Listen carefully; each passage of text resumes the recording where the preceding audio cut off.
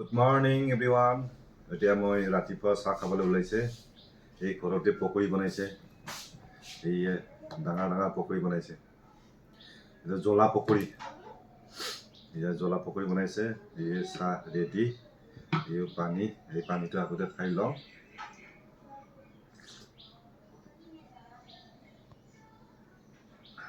এটা খাওয়া শুরু করো আর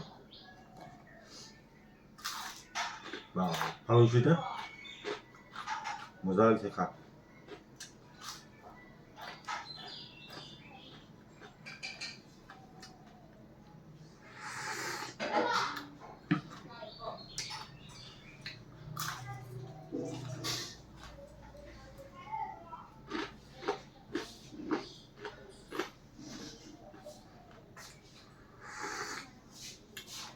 মজা